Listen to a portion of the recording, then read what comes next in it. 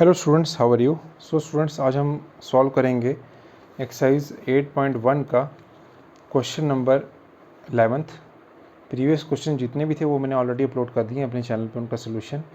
जो 11th question है, this is simply true and false.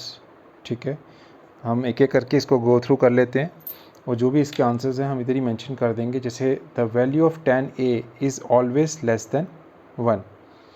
तो इसमें ये बोल रहे हैं कि tan की जो वैल्यू है वो हमेशा लेस देन 1 ही रहती है, और ये जो आंसर है ये आपका फॉल्स निकल के आ रहा है।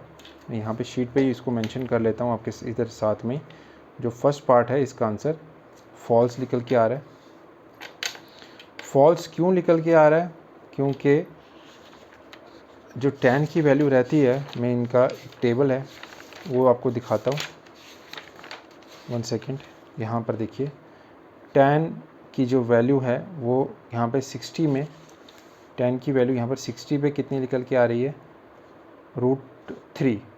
और √3 आपको पता है उसकी वैल्यू कितनी होती है? 1.73। तो tan की वैल्यू हर एक वैल्यू के लिए लेस देन 1 नहीं हो सकती, क्योंकि इस केस में ये इट इज़ ग्रेटर देन 1। तो तभी हमारा ये जो पार्ट है आपका, जो फर्स्ट पार्ट जो निकल के आ रहा है यहाँ पर इस क्वेश्चन का, तो वो आपकी जो वैल्यू निकल के आ रही है उसका क्या आ रहा है? Answer false. ठीक है, अब सेकंड क्वेश्चन पे चलते हैं। sec a equals to 12/5 for some value of a। तो इसको जब मैं सॉल्व करता हूँ 12/5 को, तो ये आपका 12/5 यहाँ पर शो हो रहा है। ठीक है, 12/5। तो 12/5 को अगर मैं डिवाइड करता हूँ तो जो आपकी वैल्यू है वो निकल के आती है 2.40, वो आती है ग्रेटर देन 1। तो जो हमारी sec a की जो वैल्यू है, ये याद रखिएगा, जो sec a है वो हमेशा ऑलमोस्ट सारी वैल्यूज़ के लिए क्या आता है? ग्रेटर देन 1 आता है। ठीक है, तो इसलिए ये जो सेकंड पार्ट है हमारा, ये आपका इसका आंसर जो निकल के आएगा वो क्या निकल के आएगा? वो ट्रू निकल के आएगा। सेकंड पार्ट का आंसर हमारा जो है वो ट्रू निकल के आ रहा है। उसके बाद थर्ड पार्ट है cos of a is the abbreviation use for the cosecant of the angle a।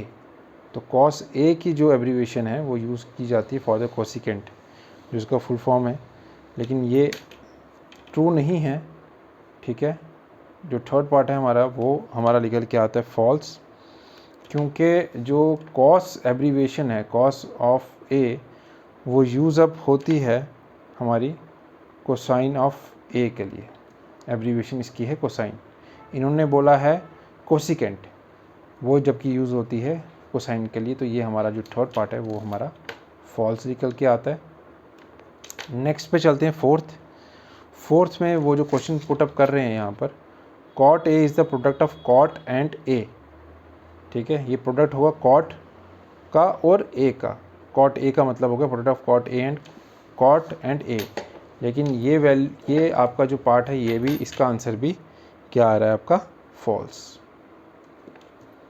ठीक है, ऐसा नहीं होता है। हम एंगल की वैल्यू को फाइंड आउट करते हैं, फिर हम उसमें cot का जो भी वो एंगल है उसकी वैल्यू को क्रॉस चेक करते हैं with the help of the table. तो इसलिए ये जो पार्ट है आपका, ये फॉल्स निकल के आ रहा है। फिर हम चलते हैं फिफ्थ पार्ट के ऊपर। यहाँ पर ये बोल रहे हैं sin theta equals to 4/3 for some angle theta. तो अब इसमें इन्होंने वैल्यू दे दी है, sin थीटा में दे दी है 4/3। इसको जब हम डिवाइड करेंगे तो इसकी वैल्यू निकल के आती है 1.33, जो है ग्रेटर देन 1। और हमें पता है कि साइन की जितनी भी वैल्यूज़ हैं वो हमेशा क्या रहती हैं? लेस देन 1 रहती हैं। यहाँ पे जो वैल्यू दी है वो ग्रेटर देन 1 है, साइन की हर एक वैल्यू थीटा के लिए लेस देन 1 होती है। तो इसलिए ये वाली जो कंडीशन है ये भी हमारी क्या निकल के आएगी? फॉल्स।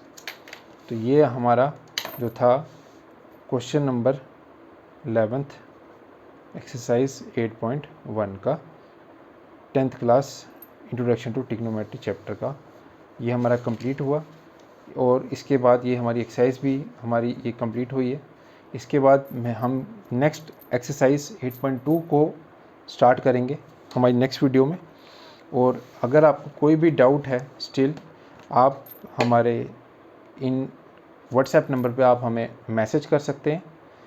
हम कोशिश करेंगे आपका रिप्लाई करने का। कोई भी डाउट्स हैं तो आप हमें कॉन्टैक्ट कर सकते हैं ऑन दिस व्हाट्सएप नंबर जो आपके स्क्रीन के सामने डिस्प्ले हो रहे हैं। तो थैंक यू सो मच। अगर आपको वीडियो पसंद आया तो काइंडली सब्सक्राइब अवर चैनल। मिलते हैं नेक्स्ट वीडियो में।